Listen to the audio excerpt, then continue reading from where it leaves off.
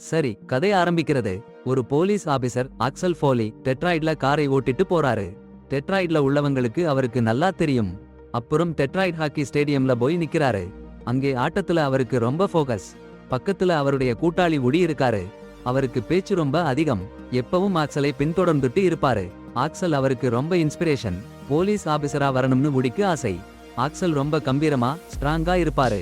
Axle hockey ஆட்டத்துக்கு வுடியை கூட்டிட்டு போனதுக்கு வுடிக்கு ரொம்ப சந்தோஷம். ஆனா ரிலாக்ஸ் பண்ணி ஆட்டம் பாக்கறதுக்காக மட்டும் இல்ல. ஸ்டேடியம்ல ஒரு கிரிமினலை பிடிக்கணும். அவருடைய பேர் ஜூனியர். ஆனா ஆக்சலுக்கு ஜூனியரை பிடிக்க கூடாதுன்னு சொல்லிருக்காங்க. அதனால வுடியை கூட்டிட்டு போய் வுடிதான் ஜூனியரை பிடிக்கணும்.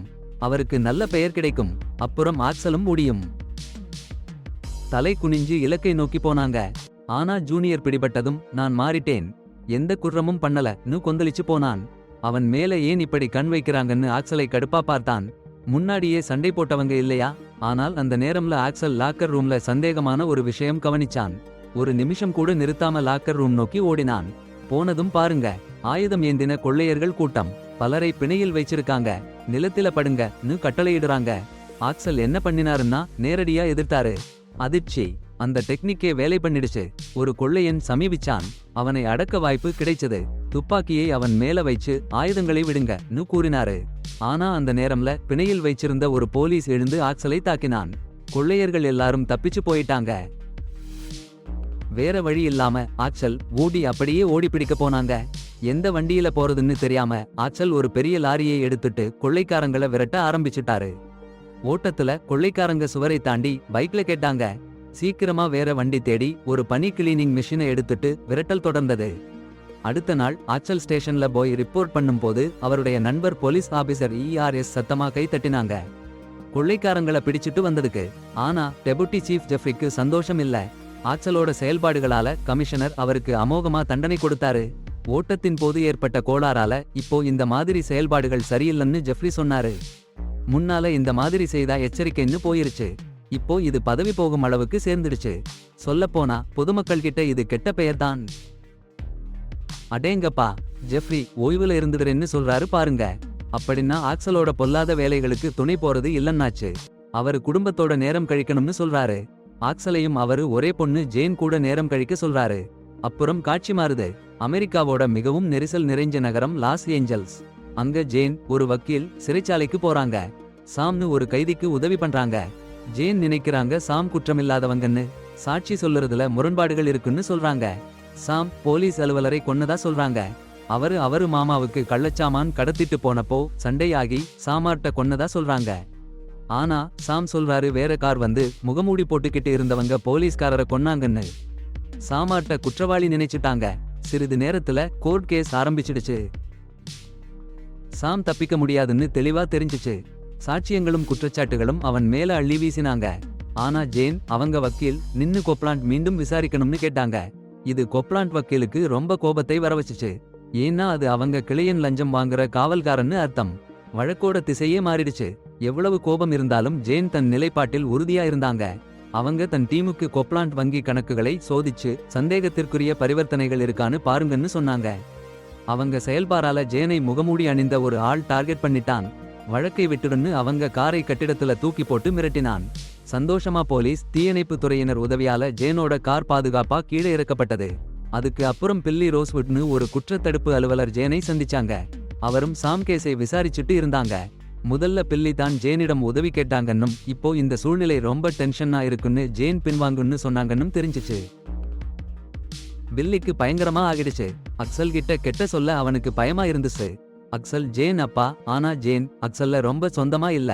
அதனால ஜேனோட விஷயம் அக்சலுக்கு சொல்ல வேண்டாம்னு ஜேன் சொல்லிருந்தா. ஆனா பில்லி அந்த வாக்குறுதியை புறக்கணிச்சு அக்சலை போன் பண்ணி ஜேன் சின்ன ஆபத்துல இல்ல பெரிய ஆபத்துல மாட்டிக்கிட்டா என்று சொன்னான். ரொம்ப ரிஸ்கான கேஸ்ல ஜேன் இருக்கா என்று சொன்னான். போன் வைச்ச பிறகு பில்லி தன்னோட விசாரணையை தொடர்ந்து துறைமுகத்துல சந்தேகத்துக்குரிய நடவடிக்கைகளை நோட்டமிட்டான். ஆனா அங்கேயே பில்லி சில ஆயுதம் தாங்கின கொடிய மனிதர்கள்கிட்ட பிடிபட்டுட்டான். அடுத்த நாள் அக்சல் பெவர்லி ஹில்ஸ் வந்தான். உடனே கார் ரெண்ட் பண்ணி பில்லியை போன் பண்ணான். பில்லி அவனை எடுத்துட்டு வரணும்னு சொல்லிருந்தான். ஆனா போன் சரியில்லை. சரி, அக்சல் தானே காரை ஓட்டி பெவர்லி ஹில்ஸ் சாலைகளில் வளைந்து பில்லி வீட்டுக்கு போனான். பில்லி வீட்டு கதவு உடைக்கப்பட்டிருந்ததை பார்த்தான். அக்சல் ஜாக்கிரதையா உள்ளே நுழைந்தான். அந்த நேரத்துல சில பேர் கடைய பொசுக்கிட்டு இருந்தாங்கன்னு ஆக்சல் கண்டுபிடிச்சான். அவங்க வேலைய சூப்பர்வைஸ் பண்றவன்னு நடிச்சான் பாரு. சும்மா சீரியஸா இருந்து வேலை எப்படின்னு கதை கட்டிவிட்டான். ஆரம்பத்துல சந்தேகப்பட்ட அந்த 2 டாட்டாக்களும் ஆக்சலோட சொல்ல சொல்ல திறமையால அவங்க டீம்ல ஒருத்தர்னு நம்பிட்டாங்க. அப்புறம் சாமர்த்தியமா பில்லி கிட்ட இருந்த ஒரு சின்ன சீட்டை எடுத்துட்டான் அவனை கண்டுபிடிக்கணும்னு நினைச்சு. ஆனால் வேலைய பாருன்னு வந்த இன்னொரு டாட்டா ஆக்சல் வெளியாளன்னு உடனே புரிஞ்சுக்கிட்டான். பிடிச்சு விடுவாங்கன்னு தெரிஞ்சு அருகில இருந்த தீயணைப்பு உபகரணத்தை எடுத்து அந்த டாட்டா மேல பீச்சி விட்டுட்டு ஓடிட்டான். ஓடுற போது போலீஸ் கார் கிடைச்சது. அத விழுங்கி பறந்துட்டான். டாட்டாக்கள் வந்துட்டாங்கன்னாலும் தப்பிச்சுட்டான். ஆனா காரை திருடினதுக்குன்னு போலீஸ் கைது பண்ணிட்டாங்க. திடீர்னு திருட்டுன்னு கிச்சுன்னு பிடிச்சிட்டாங்க. அப்புறம் டபுள் ஸ்பீட்ல பெவர்லி ஹில்ஸ் போலீஸ் ஸ்டேஷன்ல ஒப்படைச்சிட்டாங்க. அங்க பாருங்க, போலீஸ் ஆபீசர் பாபின்னு ஒருத்தர் ஆக்சலை கடுமையா விசாரிக்க ஆரம்பிச்சாரு. பில்லி வீட்ல என்ன பண்ணிக்கிட்டு இருந்தான்னு கேட்டுக்கிட்டே சீண்ட ஆரம்பிச்சாரு. ஆனா ஆக்சல் எப்படியோ தலைமை அதிகாரி டேக்கர் கிட்ட பேசணும்னு கெஞ்ச ஆரம்பிச்சான்.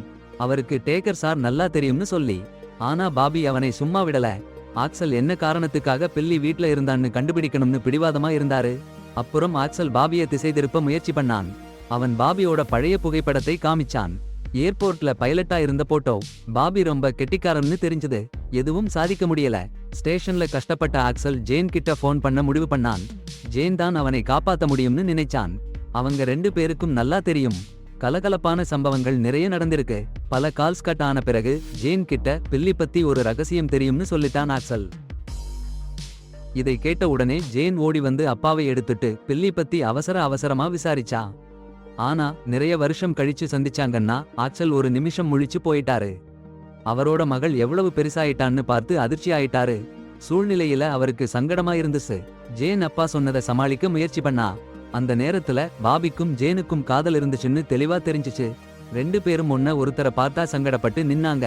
ஜேனோட உதவியால ஆக்சல் பெவர்லி ஹில்ஸ்ல போலீஸ் சூப்பரண்டு டேக்கார்ட்ட போய் சம்பவத்தை புகார் பண்ணினாரு. டேக்கார்ட் ஆக்சல்ல பழைய நண்பர். அவருக்கு ஒரு கட்டி போட்டு வாழ்த்தினாரு. டேக்கார்ட் வயசாயி சோர்ந்து போயிருந்தாலும் அங்க இன்னொரு ஆபீசர் இருந்தாரு. அவர் பெயர் கிராண்ட், நார்காட்டிக்ஸ் தடுப்பு படையோட தலைவர்.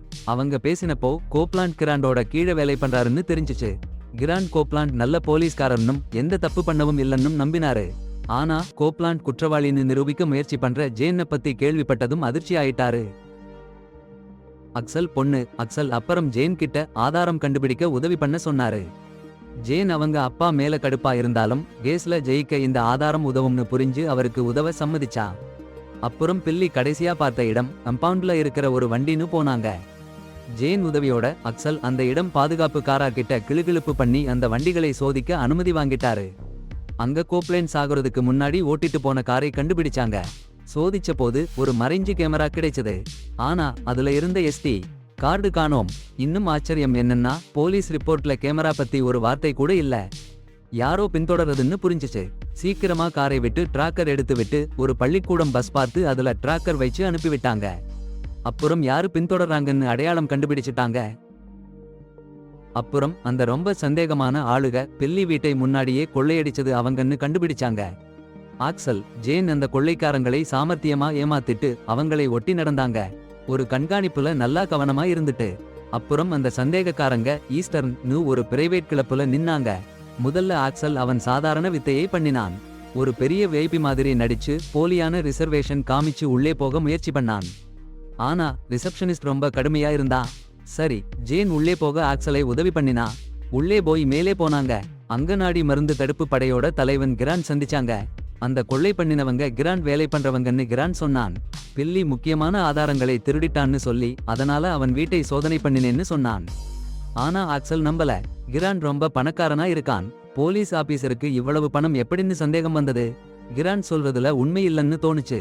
வேற எதுவும் பண்ண முடியல. அக்சல், ஜேன் கிளப்ல இருந்து கிளம்பணும்னு முடிவு பண்ணிட்டாங்க. ஆனா அக்சலுக்கு கிராண்ட் மேல ஒரு பெரிய கிளு கிடைச்சிருச்சு. சரி, அது ஒரு பிரச்சனை. இன்னொரு பிரச்சனை, அவரு மகள் ஜேனோட சண்டை. பல வருஷமா சண்டை சண்டை சண்டை. ஒவ்வொரு சந்திப்புமே போர்க்களம். காரத்திலேயே அடுத்த நாள் சண்டை சண்டை. ரொம்ப பயங்கரமா சண்டை. ஜேன் வேலையில சுறுசுறுப்பா இருக்காங்க. அப்போ அசிஸ்டன்ட் வந்து ஒரு முக்கியமான கஸ்டமர் காத்திருக்காங்கன்னு சொல்றாங்க. ஆர்வமா கான்ஃபரன்ஸ் ரூம் போறாங்க. யாரை பார்க்கறாங்க? அக்சலை. சூப்பரா ட்ரெஸ் பண்ணிக்கிட்டு. காரணம் இருக்குன்னு தெரியும். பில்லி வீட்ல எடுத்த நோட்ஸ்ல ஒரு முகவரி இருக்கு. அக்சல் அந்த வீட்டுக்கு போயிருக்காரு. ஆனா அந்த வீட்டோட சீக்யூரிட்டி பேவர்லி ஹில்ஸ் வீட்டுக்கு இவ்வளவு கெடுபிடினா அதுலயும் அதிர்ச்சி. அப்புறம் சாம் சந்திக்க போறாங்க. சாம் இன்னும் ஏதோ மறைச்சு வச்சிருக்கான்னு அவங்க 2 பேருக்கும் நம்பிக்கை வந்தாச்சு. ஆனா அந்த சாமர்த்தியக்காரன் ஆக்சல் சாம் கிட்ட பேச வைக்க முடியும்னு நினைச்சான். அப்படியே சாம் இருக்கிற இடத்துக்கு போற வழில டேய் திடீர்னு துப்பாக்கி சண்டை. ஆனா என்ன ஆச்சரியம், ஆக்சலோட அபாரமான ஓட்டுநர் திறமையால புல்லட்ஸ் விழுறதுக்குள்ளே காரை ஓட்டி கேட்டாத காட்டுக்குள்ளே ஓடி போட்டாங்க. அந்த நேரத்துல ஆக்சலையும் ஜெயினையும் பின்தொடர்ந்துட்டு இருந்த பாபி அவங்களை பாதுகாக்க வந்து சேர்ந்தான். கொள்ளைக்காரங்களை ஒருத்தரா தள்ளி விழுத்திட்டாங்க. பாபி கூட இருந்ததால ஆக்சல் பேவர்லி ஹில்ஸ் போலீஸ் ஸ்டேஷனுக்கு திரும்பினான். ஆனா அங்கேயும் தகராறுதான். தகர்னு ஒருத்தன் இருக்கான். அவன் ஆக்சலை ரொம்ப அடிச்சான். நீங்க எல்லாம் ரோட்டில் கலவரம் பண்ணிட்டீங்கன்னு. ஆனா ஆக்சல் ஒரு காலுக்கு நிக்கல. அவன் கிட்ட இருந்த சாட்சியங்களை காமிச்சான். கிராண்ட் கூட கோப்லாண்ட் இந்த கேஸ்குள்ள இருக்காங்கன்னு சந்தேகப்பட்டான். ஆனா தகர்னு அவன் சொன்னான், டேய் உனக்கு என்ன நம்பிக்கை இருக்குன்னு சொல்லு. சரியான சாட்சி இல்லாம உன் சக போலீஸ்காரங்களை குற்றம் சாட்டாதே. போ வெளியே போன்னு சொல்லி ஆக்சலை வெளியே அனுப்பிட்டான். அது மட்டும் இல்ல, பாபியையும் கூப்பிட்டு அவனோட பதக்கத்தை எடுத்துட்டு இந்த கேஸில இருந்து வெளியே வச்சிட்டான். வெளியில ஜெயின் பதட்டமா காத்துக்கிட்டு நிக்கிறா. ஆக்சல் சரி பாருங்க, பாபி வந்து அவனும் சஸ்பெண்ட்ல இருக்கான்னு சொன்ன உடனே ஆபத்து அதிகமா இருக்குன்னா நம்ம வேலை சரியா போகுதுன்னு அவங்க பொண்ணுக்கு உறுதியா சொன்னாங்க. நேரம் வீணாக்காம 3 பேரும் விசாரணையை ஆரம்பிச்சுட்டாங்க. அப்புறம் என்ன நடந்ததுன்னா ஜேன் ஒரு தகவல் கிடைச்சது. பில்லி விசாரிச்ச வீடு ஒரு மர்மமான கம்பெனி வாங்கியிருக்குன்னு. அந்த கம்பெனி 5 வருஷமா பல கோடி ரூபாய் விலையான வீடுகளை வாங்கி குவிச்சிட்டு இருக்குன்னு. பாபிக்கு உடனே புரிஞ்சு போச்சு. கார்டல் அந்த வீடு வாங்கறத மூலமா பணத்தை வெள்ளையாக்கிட்டு இருக்குன்னு. அந்த வாங்குற அளவு அந்த வேகம் பார்த்தா தெரியும். இது ரொம்ப முக்கியமான ஸ்லைன்னு ஆக்சல் சொன்னான். அடுத்த வீட்டை வாங்க வருவோம்னு நடிச்சு உள்ளே போகலாம்னு. சரியான நேரத்துல அந்த வீட்டுக்கு குதிச்சு உள்ள போய் வீடு பார்க்க வருவோம்னு சொல்லி உள்ளே போகலாம்னு ஆக்சல் திட்டம் போட்டான். ஆக்சலுக்கு ஒரு நல்ல நண்பன் இருக்கான், சர்ஜ். அவனை கண்டா அவன் உடனே ஆக்சல், ஜேன், பாபி 3 பேரையும் ஒரு ரியல் எஸ்டேட் ஏஜென்ட் கிட்ட கூட்டிட்டு போனான். அவங்க வீடு வாங்க ஆசையா பாஞ்சுன்னு நடிச்சாங்க. ரியல் எஸ்டேட் ஏஜென்ட் ஜேன் பாபிக்கு வீடு காமிச்சிட்டு இருந்தப்போ அதே நேரம் ஆக்சல் அடுத்த வீட்டுக்குள்ள கள்ளத்தனமா நுழைஞ்சிட்டான். கேரேஜ்ல ஒரு கார். அதன் மேல மோதல்ல ஏற்பட்ட கீறல்கள். ஆக்சலுக்கு உடனே புரிஞ்சு போச்சு, கோப்லேண்ட் காரை மோதினது இதுதான்னு. கீறல்கள்ல இருந்த போயின்ட் அதிகாரப்பூர்வ அறிக்கையில குறிப்பிடப்பட்டிருந்த சேதத்துலாம் ஒத்துப்போச்சு. கலர் கூட சரியா மேட்ச் ஆச்சு. ஆனா கேரேஜ்ல சிசிடிவி கேமரா இருக்குன்னு பார்த்ததும் ஆக்சல் டென்ஷனா ஓடி வந்தான். ஜேன் பாபி கிட்ட சாட்சியா கீறல் இருக்கிற கார் போட்டோ, சிக்னல் ஜாமர் இதையெல்லாம் காமிச்சான். சாமுவேலை விடுவிக்க இந்த ஆதாரம் போதும்னு ஜேன் நினைச்சா. ஆனா ஆக்சலுக்கு இது போதாதுன்னு தோணுச்சு. பில்லி கிட்ட இருந்த மிஸ்ஸிங் எஸ்டி கார்டு கிடைக்கணும்னு ஆசைப்பட்டான். அப்பதான் ஜேன் சந்தேகப்பட ஆரம்பிச்சா, அவங்க அப்பாவை குற்றவாளி ஆக்கிட்டாங்களான்னு. சொந்த நலனையே பார்த்து அவன் செயலால இன்னும் பெரிய பாதிப்பு வருமான்னு கூறி ஆக்சல் உண்மையிலேயே அவளை கவனிச்சதில்லன்னு கஷ்டத்தோட கடுப்போட அவள் கத்தினா. அதனால ஆக்சல், பாபி மட்டும்தான் சாம்கிட்ட கடத்தல் பொருட்கள் கடத்த சொன்ன செலினோவை சந்திக்க போனாங்க. முதல்ல செலினோ போலீஸ் அதிகாரிகள்னு கேட்டதும் உதவி பண்ண மாட்டேன்னு கிடந்தாரு. ஆனா ஆக்சலும் பாபியும் கிராண்ட பிடிச்சு சாம்கிட்ட உதவி பண்ணலாம்னு நம்ப வச்சு கடைசில சம்மதிக்க வைச்சாங்க. கிராண்ட் கடத்தல் பொருட்களை ஏத்தி அனுப்புற துறைமுகத்த விவரத்தை செலினோ சொன்னாரு. இதுக்கிடையில் ஆக்சல் வீட்ல பண்ண விஷயம் சிசிடிவில குத்தி கிடந்தது. காவலாளி கிராண்ட் கிட்ட சொல்லிட்டாரு. பிடிச்சு புட்டாங்கன்னு தெரிஞ்சதும் கிராண்ட் சும்மா உட்கார்ந்து இருக்கல. எல்லாத்தையும் அவன் கையில் எடுத்துக்கிட்டான். ஆக்சலை கண்டுபிடிச்சு எல்லாத்தையும் கட்டுப்பாட்டுல வைக்கணும்னு முடிவு பண்ணிட்டான். ஆக்சலும் பாபியும் செலினோ கிட்ட இருந்து எழுந்த உடனே கிராண்ட் டீம் அங்கேயே நின்னு அவங்கள பிடிக்க வெயிட் பண்ணிருந்துச்சு. கிராண்ட் ஆக்சலோட காரில போதைப் பொருள் வச்சு எல்லாத்தையும் அவன் மேல போட்டான். பேர் பிச்சு சாட்டம். ஆக்சலுக்கும் பாபிக்கும் எதுவும் சொல்ல முடியல. கிராண்ட் ஆக்சலை கைது செஞ்சு போதை ஒழிப்பு அலுவலகத்துக்கு இழுத்துட்டு போனான். ஆனால் ஆக்சல் சோர்ந்து போகல. ஓட ஒரு வழி தேடினான். சாமர்த்தியமா கைவிலங்கை அவிழ்த்து சீலிங் கோட்டையை திறந்தான். கிராண்ட் உள்ளே வந்தா. ஆச்சரியம், ஆக்சல் இல்ல. கைவிலங்கு கழண்டு போனதையும் ஓட்டை திறந்து கிடக்கிறதையும் பார்த்த கிராண்ட் வெண்ட் செக் பண்ணினான். ஆனா ஆக்சல் வெண்ட்ல இல்ல. டேபிள் கீழே மறைஞ்சு கிடந்தான். கிராண்ட மேல தாக்க காத்திருந்தான். சரியான நேரம் என்னன்னு காத்திருந்து பாபியையும் விடுவிச்சு இருவரும் நழுவினாங்க. ஆனா போலீஸ் ஆபீசர் சீக்கிரமா கண்டுபிடிச்சிட்டாங்க. அலாரம் அடிச்சிடுச்சு. எல்லாரும் பிடிக்க வந்தாங்க. வேற வழி இல்லாம ஆக்சல் பாபியை கூட்டிட்டு ஓடினான். படிக்கட்டுகளில் இறங்காமல் மேலே ஏறினான். உச்சியிலே அக்சல் ஹெலிகாப்டர்ல தப்பிக்கிறதுக்கு ஒரு திட்டம் போட்டிருந்தான். அதிரடியா. ஏன்னா பாபி பல வருஷம் பயிற்சி எடுத்த அனுபவம் வாய்ந்த பைலட்னு அவனுக்கு தெரியும். ஆனா புறப்பட போற நேரத்துல பாபி பயந்தே போயிட்டான். அதையும் எவ்வளவு பயம்னா. அதே நேரம் கிராண்ட் அக்சல் கீழே இருக்கிற எக்ஸிட் வழியா தப்பிக்கல, ரூஃப்டாப்ல இருந்துதான் ஓடிட்டான்னு தெரிஞ்சுக்கிட்டான். சீக்கிரமா அவன் கூட்டாளிங்களை விரட்டி பிடிக்க சொல்லிட்டான். பாபி ஏன் அப்படி பயந்தான்னா, பல வருஷம் முன்னாடி ஒரு ஹெலிகாப்டரை பயணிகள் இருக்கிற ஜெட் விமானத்துல மோதி விபத்து பண்ணி ஹெலிகாப்டர் ஸ்கொயட்ல இருந்து வெளியேற்றப்பட்டான். அந்த அதிர்ச்சியில இன்னும் ஹெலிகாப்டர் ஓட்டவே முடியாம போயிடுச்சு அவனுக்கு. இதெல்லாம் கேள்விப்பட்டதும் அக்சலுக்கும் பயம்.